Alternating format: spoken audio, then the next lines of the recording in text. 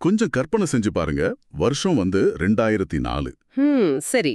உலகின் மிகப்பெரிய கார் தயாரிப்பு நிறுவனம் ஒண்ணு திடீர்னு சந்தைக்கு அனுப்புன தங்களோட 1.5 மில்லியன் கார்களை அவசர அவசரமா திரும்ப பெறாங்க.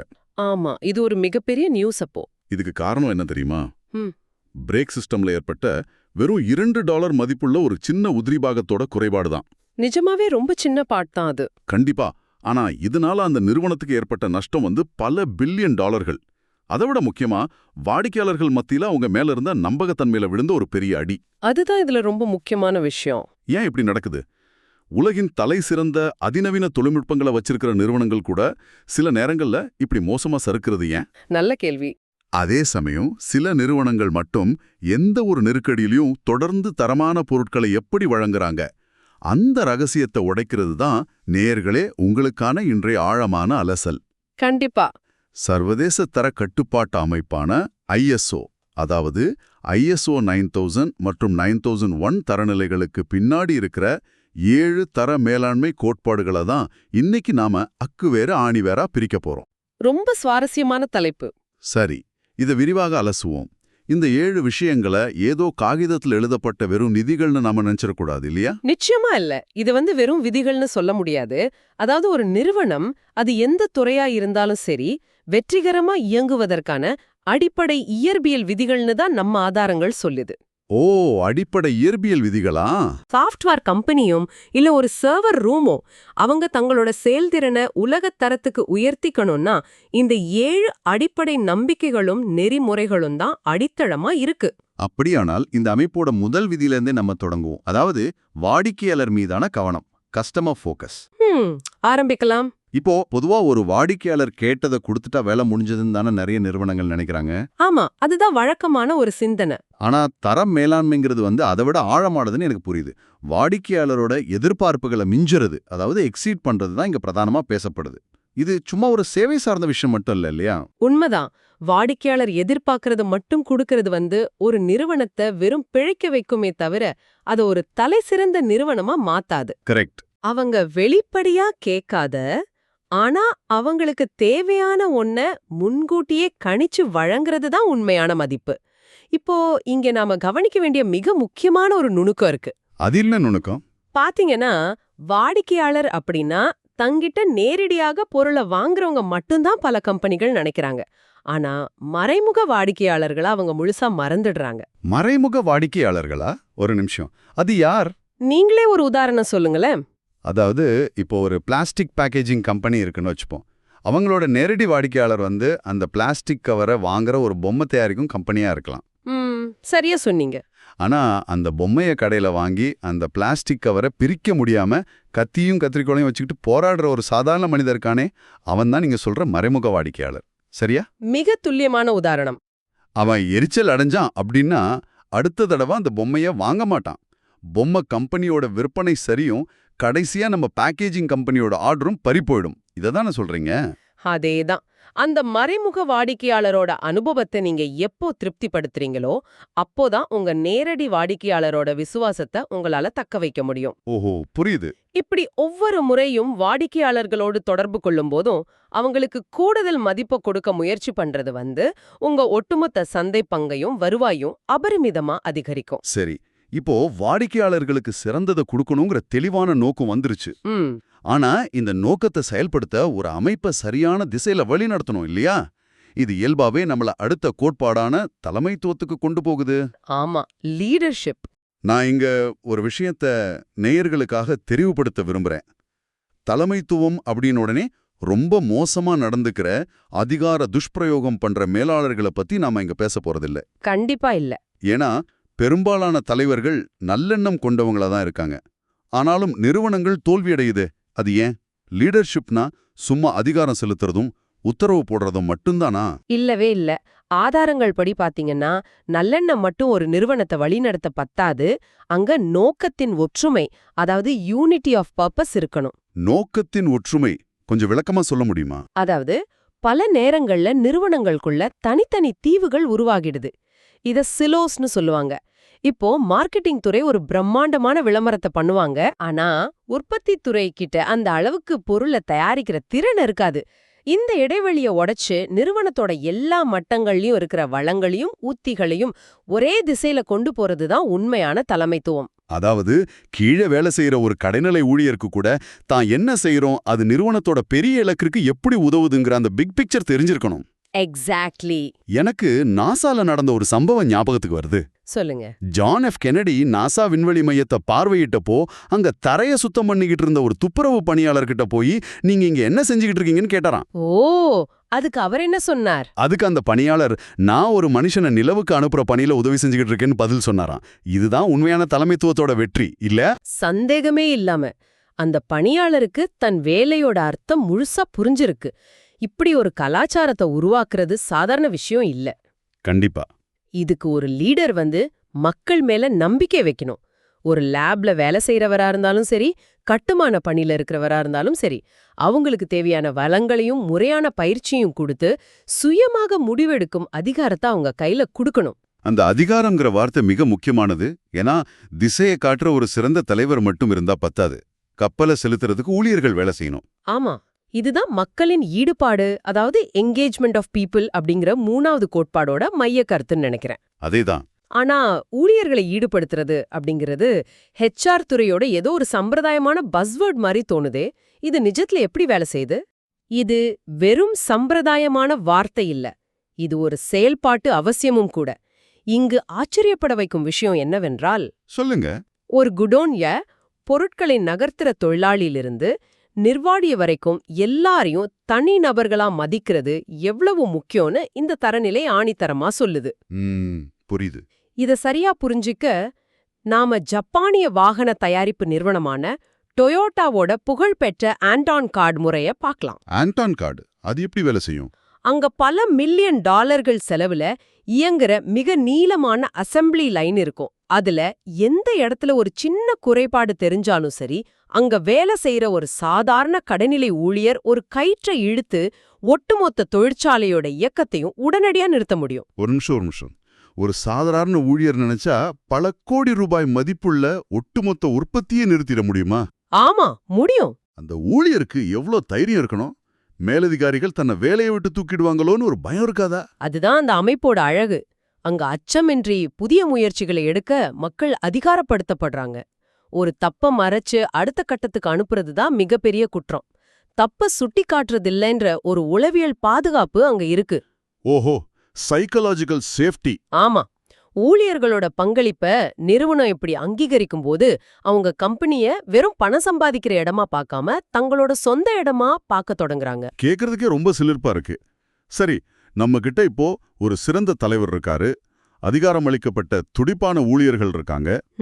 ஆனா அந்த துடிப்பான ஊழியர்கள் கிட்ட சரியான கட்டமைப்பு இல்லனா அது மிகப்பெரிய குழப்பத்துல தானே முடியும். கண்டிப்பா கேஸ் தான் மிஞ்சம்.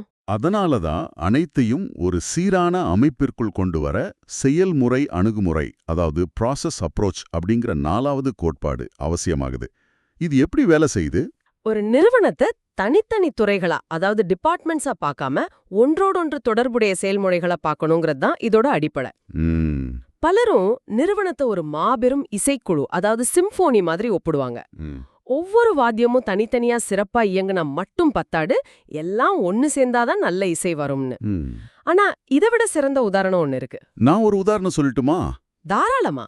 இது ஒரு 4x 100 மீட்டர் தொடர் ஓட்ட பந்தய மாதிரி, ரிலே ரேஸ். ஓ, கரெக்ட். அந்த பந்தயத்துல ஓடுற 4 வீரர்களும் தனித்தனியா உலகத்தோட மிகச்சிறந்த ஓட்டப்பந்தய வீரர்களாவே இருக்கலாம். ஆனா அவங்க ஓடும்போது ஒருத்தர்கிட்ட இருந்து இன்னொருத்தர் அந்த சிறிய குச்சியை கைமாத்துற வினாடி இருக்கே. ஆமா, பேட்டன் பாஸ் பண்ற இடம். அங்க ஒரு சின்ன தவறு நடந்து அந்த குச்சி கீழே விழுந்தா அந்த பந்தயத்தையே அவங்க தோத்துடுவாங்க. ஒரு நிறுவனமும் அப்படிதான். எக்ஸாக்ட்லி. மார்க்கெட்டிங், டிசைன், உற்பத்தி, விற்பனைன்னு ஒவ்வொரு துறையும் தனித்தனியா சிறப்பா செயல்படலாம். ஆனா ஒரு துறையிலிருந்து இன்னொரு துறைக்கு வேலை கைமாறும் அந்த இடத்துல நடக்கிற சறுக்கல்கள் தான் நிறுவனத்தோட தோல்விக்கு காரணம். நான் சொல்றது சரிதானே? இதை விட சிறப்பா சொல்ல முடியாது. அந்த குச்சி கீழே விழும் இடங்களை தான் நாம துறைகளுக்கு இடையிலான தடைகள்னு சொல்றோம். Cross functional barriers. ஓ, இதுதான் அந்த சிலோஸ் பிரச்சனை. ஆமா, எப்போ நீங்க நிறுவனத்தை ஒரு முழுமையான செயல்முறையா பாக்குறீங்களோ அப்போ இந்த தடைகளை உங்களால எளிதா உடைக்க முடியும். எந்த இடத்துல என்ன நடக்குது, அது அடுத்த கட்டத்தை எப்படி பாதிக்கும்னு தெளிவா வரையறுப்பதன் மூலம் முடிவுகளை நம்மால முன்கூட்டியே மிக துல்லியமா கணிக்க முடியும். அபாயங்களை முன்கூட்டியே கண்டறிஞ்சு நிர்வகிக்கலாம் இல்லையா? ஆமா, அதான் இதோட மிகப்பெரிய பலன். அருமை. இப்போ ஒரு தொடர் ஓட்ட பந்தயத்துல குச்சி கீழே விழாம பாதுகாப்பா கொண்டு செல்லப்படுது. எல்லாம் சரியா நடக்குது. ஆனா ஒவ்வொரு நாளும் நாம ஓடுற அந்த பந்தயக்களம் மாறிக்கிட்டே இருக்கே. உண்மைதான். தொழில்நுட்பம் வளருது, போட்டியாளர்கள் வேகம் எடுக்கிறாங்க. இந்த நிலையில நிறுவனம் எப்படி தேக்கமடையாம இருக்கிறது? அங்கதான் தொடர் மேம்பாடு, அதாவது இம்ப்ரூவ்மெண்ட் அப்படிங்கிற 5வது கோட்பாடு உள்ள வருது. வெற்றிகரமான நிறுவனங்கள் எப்போதுமே நேற்றைய வெற்றியை நினைச்சு இன்றைய நாளை வீணாக்க மாட்டாங்க. கண்டிப்பா. மேம்பாடுங்கிறது ஏதோ ஒரு பிரச்சனை வந்த உடனே அதை சரி செய்யறது மட்டும் இல்ல, அது ஒரு முடிவில்லாத பயணம். ஒரு சர்வர் ரூம்ல டேட்டா எப்படி தொடர்ந்து அப்டேட் ஆயிட்டே இருக்கும், அது போல. இத நடைமுறையில எப்படி செய்யறாங்க? ஊழியர்கள் கிட்ட போய் இன்னைக்கு முதல் இன்னும் கடினமா உழைங்கன்னு சொல்றதா மேம்பாடு? இல்லவே இல்ல. இது மிகவும் கட்டமைக்கப்பட்ட ஒரு செயல்முறை. உதாரணமா, இயந்திரங்கள்ல அடிக்கடி பழுது ஏற்படுதுன்னு வச்சுப்போம். சரி. உடைந்த பாகத்தை மாத்துறது மேம்பாதில்ல. ஏன் உடைஞ்சதுன்னு அதோட அடிப்படை காரணத்தை ஆராயணும். இத 5 Whys, அதாவது 5 Whysனு சொல்வாங்க. 5 Whys அது எப்படி? இப்போ கேளுங்க. முதல் கேள்வி, மெஷின் ஏன் நின்னுச்சு? பெல்ட் அறுந்துடுச்சு. கரெக்ட். 2வது கேள்வி, பெல்ட் ஏன் அறுந்துச்சு? இயந்திரத்துல அதிக பாரம், அதாவது ஓவர்லோட் ஏற்றப்பட்டதுனால. ஆமா. 3வது கேள்வி, ஏன் அதிக பாரம் ஏற்றப்பட்டது? பேரிங்ல லியூப்ரிகேஷன் இல்ல, உராய்வு எண்ணெய் இல்ல. 4வது கேள்வி, ஏன் எண்ணெய் இல்ல? அந்த பம்ப் வேலை செய்யல. 5வது கேள்வி, பம்ப் ஏன் வேலை செய்யல? ஓ, அதோட ஃபில்டர்ல இரும்பு துகள்கள் அடைச்சிக்கிச்சு. ஆஹா, வந்துட்டீங்களா பாயிண்ட்டுக்கு? அப்படியானால் ஒவ்வொரு வாரமும் பெல்ட்டை மாத்துறதுக்கு பதிலா அந்த ஃபில்டரை மாத்திட்டா பிரச்சனை நிரந்தரமா தீர்ந்துடும். இதுதான் அடிப்படை காரணத்தை கண்டுபிடிக்கிறதா? மிகச்சரி. இது நிறுவனத்தோட அன்றாட செயல்பாடுகள்ல ஏற்படுற சிறிய முன்னேற்றங்கள். இல தாண்டி சில நேரங்கள்ல ஒட்டுமொத்த இயந்திரத்தையே புதிதா வடிவமைக்கிற பெரிய பாய்ச்சல்களையும் நிறுவனங்கள் செய்யணும். சரி, இப்போ எந்த இயந்திரத்தை முதல்ல சரி செய்யணும், எந்த ஃபில்டரை மாத்தணும்னு நமக்கு எப்படி தெரியும்? அதுக்கு தரவுகள் தேவையல்லவா? கண்டிப்பா, டேட்டா வேணும். இதுவே நமது 6வது கோட்பாடு, தரவு சார்ந்த முடிவெடுத்தல், எவிடன்ஸ் பேஸ்ட் டிசிஷன் மேக்கிங். ஆமா. தரவுகள் மற்றும் தகவல்களை பகுப்பாய்வு செஞ்சு முடிவெடுக்கணுங்கிறது புரியுது. ஆனா இங்க எனக்கு ஒரு பெரிய சந்தேகம் இருக்கு. சொல்லுங்க, என்ன சந்தேகம்? நாம முழுவதுமா தரவுகளை மட்டுமே நம்பி முடிவெடுக்க தொடங்கிட்டா பிறகு மனிதர்களுக்கும் ரோபோக்களுக்கும் என்ன வித்தியாசம்? எக்ஸல் ஷீட்லயும் டேஷ்போர்ட்லயும் வர்ற நம்பர்ஸை பார்த்து மட்டுமே ஒரு சிஇஓ முடிவெடுக்க முடியும்னா அவரோட மனித உள்ளுணர்வுக்கும் பல வருடகால முன் அனுபவத்துக்கும் இனி என்ன வேலை? இது ஒரு மிக முக்கியமான கேள்வி. இந்த ஆவணம் தரவுகளை மட்டும் கண்மூடித்தனமா நம்ப சொல்லல அப்படிங்கறத நம்ம தெளிவா புரிஞ்சுக்கணும். ஓ, அப்படியா? இத ஒரு பரந்த கண்ணோட்டத்தோட இணைச்சு பாத்தீங்கன்னா ஒரு விஷயம் புரியும். முடிவெடுக்கிறதுங்கிறது எப்போதுமே ஒரு சிக்கலான செயல்முறை. அங்க ஒரு வித நிச்சயமற்ற தன்மை, அன்சர்டனிட்டி எப்போதுமே இருக்கும். தரவுகள் அந்த நிச்சயமற்ற தன்மையை குறைச்சு நமக்கு உண்மைகளை காட்டுது. ஆனா முடிவுகளை தரவுகளின் அடிப்படையில எடுத்தாலும் அதனை மனிதனோட அனுபவம் மற்றும் உள்ளுணர்வுடன் சமநிலைப்படுத்தணும். Balanced with experience and intuition. இதுதான் இங்க கவனிக்க வேண்டிய மிக முக்கியமான நுணுக்கம். எனக்கு புரியுது. இதை நான் இப்படி உருவகப்படுத்தி பார்க்கறேன். ஒரு பெரிய சுவர்ல ஆயிரக்கணக்கான பல வண்ண ஸ்டிக்கி நோட்ஸ் ஒட்டப்பட்டிருக்குன்னு வச்சுப்போம். தூரத்திலிருந்து பார்க்கும்போது அது வெறும் வண்ண காகிதங்களோட குப்பையா ஒரு பெரும் குழப்பமா தான் தெரியும். அந்த ஸ்டிக்கி நோட்ஸ் தான் நீங்க சொல்ற தரவுகள், டேட்டா. கரெக்ட். ஆனா பல வருஷ அனுபவம் கொண்ட ஒரு மேலாளர் அந்த சுவரை பார்க்கும்போது அந்த வண்ணங்களுக்கு பின்னாடி ஒளிஞ்சிருக்க ஒரு அழகான வடிவத்தையோ அல்லது ஒரு ஆபத்தான எச்சரிக்கையோ அவரோட உள்ளுணர்வு உடனடியாக கண்டுபிடிச்சிடும். சூப்பர். தரவுகள் வெறும் வண்ணங்களை தான் கொடுக்கும். ஆனா அந்த வண்ணங்களை ஓவியமா மாத்துறது மனிதனோட மூளை தான் இல்லையா? மிகச் சிறப்பான ஒப்புமை. தரவுகள் என்ன நடக்குதுன்னு சொல்லும், ஆனா அதனால என்ன விளைவு வரும்னு அனுபவம் தான் சொல்லும். ஆமா. இதனாலதான் புதிய தரவுகள் கிடைக்கும்போது கடந்த காலத்துல நாம எடுத்த முடிவுகள் சரியானவையான மதிப்பாய்வு செய்யவும், தேவைப்பட்டா நம்முடைய பழைய நம்பிக்கைகளை உடைச்சிட்டு புதிய முடிவுகளை எடுக்கவும் இந்த அணுகுமுறை உதவுது. சரி, இப்போ நமக்குள்ள ஒரு மிகச்சிறந்த அமைப்பு உருவாகிடுச்சு. தரவுகளின் அடிப்படையில முடிவெடுக்கிறோம், ஊழியர்கள் முழு ஈடுபாட்டோடு இருக்கிறாங்க, தொடர்ச்சியா முன்னேறோம். ஆனா எந்த ஒரு நிறுவனமும் ஒரு தனி தீவு இல்ல, அது வெளி உலகத்துடனான தொடர்புல தானே இயங்கியாகணும். இதுவே நம்மள இறுதி மற்றும் 7வது கோட்பாட்டுக்கு கொண்டு போகுது, உறவு மேலாண்மை, ரிலேஷன்ஷிப் மேனேஜ்மெண்ட். ஆமா, ஒரு நிறுவனம் தன்னோடு தொடர்புடைய சப்ளையர்கள், கூட்டாளர்கள் மற்றும் சமூகத்தோடு எப்படி பழகுது அப்படிங்கறது தான் அதோட நீண்டகால வெற்றியை தீர்மானிக்குது. கண்டிப்பா. துரதிர்ஷ்டவசமா பல நிறுவனங்கள் தங்களோட சப்ளையர்களை எதிரிகள் போலவோ அல்லது வெறும் வேலைக்காரர்கள் போலவோ தான் நடத்துறாங்க. அதாவது, உங்ககிட்ட பொருளை வாங்குறேன், நான் சொல்ற விலைக்கு கூடு, இல்லனா வேற ஆளை பாத்துக்குவேன்னு மிரட்டி வேலையை வாங்குறது. இது குறுகிய கால லாபத்தை தரலாம், ஆனா நீண்ட காலத்துக்கு அது வேலைக்காகாது இல்லையா? நிச்சயமா ஆகாது. இத மிகச் சரியா செயல்படுத்தின ஜப்பானிய நிறுவனங்களோட கெய்ரெட்சு அப்படிங்கிற வணிக அமைப்பை பத்தி நீங்க கேள்விப்பட்டிருக்கலாம். கெய்ரெட்சு இல்ல, என்னது? அவங்க தங்களோட சப்ளையர்களை கூட்டாளர்களா ஒரு குடும்பமாவே நடத்துனாங்க. இதோட உண்மையான பலன் எப்போ தெரிய வரும் தெரியுமா? எப்போ?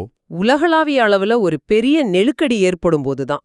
உதாரணத்துக்கு, சமீபத்துல உலகளவுல செமிகண்டக்டர் சிப் தட்டுப்பாடு ஏற்பட்டப்போ சப்ளையர்களை மோசமா நடத்தின பல பெரிய நிறுவனங்கள் சிப் கிடைக்காம உற்பத்தியை நிறுத்தினாங்க.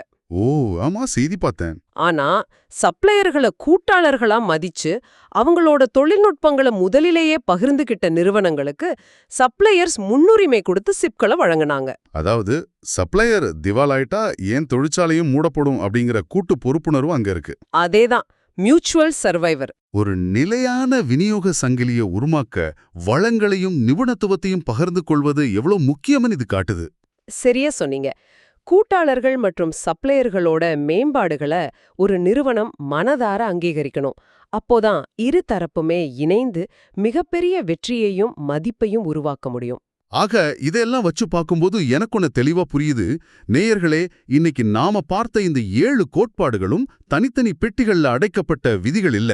நிச்சயமா இல்ல. வாடிக்கையாளர் கவனம், நோக்கம் சார்ந்த தலைமை, மக்களை அதிகாரப்படுத்துதல் எல்லாத்தையும் ஒரு சங்கிலி தொடர் செயல்முறையா பார்க்கறது, அடிப்படை காரணங்களை ஆராய்ந்து மேம்படுத்துறது, தரவுகளையும் உள்ளுணர்வையும் இணைச்சு முடிவெடுக்கிறது, அப்புறம் சப்ளையர்களை கூட்டாளர்களா மாத்துறது, இவை அனைத்தும் ஒன்றோடொன்று பின்னி பிணைந்த ஒரு முழுமையான அமைப்பு. சந்தேகமே இல்ல. இது ஒரு பன்னாட்டு நிறுவனத்தோட பல மில்லியன் டாலர் தொழிற்சாலைக்கு மட்டும் இல்ல. நீங்க ஒரு சிறு தொழிலை நடத்தினாலும் சரி, உங்க அலுவலகத்துல 4 பேர் கொண்ட குழுவை நிர்வகிச்சாலும் சரி, ஏன் உங்க சொந்த வாழ்க்கையோட திட்டமிடலுக்கு கூட இந்த கோட்பாடுகள் ஒரு மிகச்சிறந்த வழிகாட்டியா இருக்கும். மிக அருமையா சுருக்குனீங்க.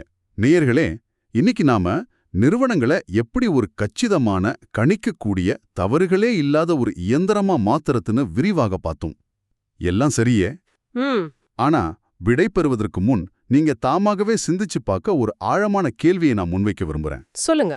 இப்படி மனிதனோட ஒவ்வொரு அசைவையும், ஒரு நிறுவனத்தோட ஒவ்வொரு மூச்சையும் வரையறுக்கப்பட்ட செயல்முறைகளாகவும் துல்லியமான தரவுகளாகவும் மாத்துறது மனிதனோட இயல்பான கட்டுப்பாடற்ற படைப்பாற்றலையும் தன்னிச்சையான புதுமைகளையும் என்றாவது ஒரு நாள் முடக்கிடுமா? ரொம்ப ஆழமான கேள்வி. விதிகள் பெருகும்போது கற்பனை சுருங்கிடுமா? எல்லாம் ஒரு சிஸ்டம்குள்ள வந்துட்டா அந்த சிஸ்டமை உடைச்சு வெளியே வர்ற புதிய கண்டுபிடிப்புகள் எப்படி உருவாகும்? இதை கொஞ்சம் சிந்திச்சு பாருங்க. கண்டிப்பா யோசிக்க வேண்டிய விஷயம். நீங்க அடுத்த முறை ஒரு புதிய செயல்முறையை உருவாக்கும்போது இந்த கேள்வி உங்களுக்குள் எழட்டும். இந்த சுவாரஸ்யமான கேள்வியோடு எங்களது இந்த விரிவான தேடலை இன்னைக்கு நிறைவு செய்றோம். மீண்டும் மற்றொரு ஆழமான அலசலில் சந்திப்போம், சிந்திப்போம்.